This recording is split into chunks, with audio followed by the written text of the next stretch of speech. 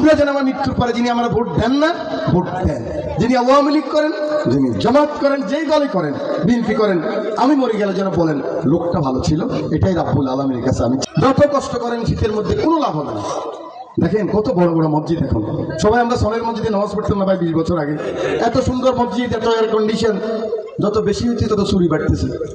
Email foundation relief বিক্রি করছে ভাই, বলেন না ভাই আপনারা। মুসলিম চেয়ারম্যান রিলিফ বিলি করছে, ওভার ডাক্তার রিলিফ চুরি করছে, হাতি মিয়ারা চুরি করছে, চৌধুরী মিয়ারা। এখন তো আপনারাই বলেন ভাই, মেম্বারে এত টাকা খরচ করছে, কিছু না খাইলে কেন হইব? এমপি সাহেব এত টাকা, এমপি সাহেব কে বলছে টাকা খরচ করতে? তুমি করো কেন? আমার কথা বুঝেন নাকি আপনারা?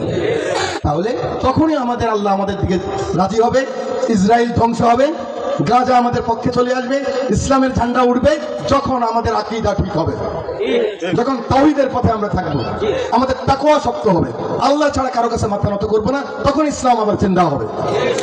সেই আহ্বান জানিয়ে আপনাদের ছেলে হিসাবে, আপনাদের ভাই হিসাবে, এমপি হই বা না হই, আপনাদের সাথে যেন থাকতে পারে। আপনারা যেন আমার মৃত্যুর পরে যিনি আমরা ভোট দেন না, ভোট দেন, যিনি আওয়ামী লীগ করেন, যিনি জামাত করেন, যেই দলে করেন, বিএনপি করেন, আমি মরে গেলে যেন বলেন লোকটা ভালো ছিল। এটাই রাব্বুল আলামিনের কাছে আমি চাই। আমার জন্য দোয়া করবেন, আপনাদের জন্য আমি দোয়া করি। আপনাদের কোরআনের মাহফিলে আল্লাহ রহমত বর্ষণ করুন। আল্লাহ হাফেজ। আসসালামু আলাইকুম ওয়া রাহমাতুল্লাহি ওয়া বারাকাতুহু।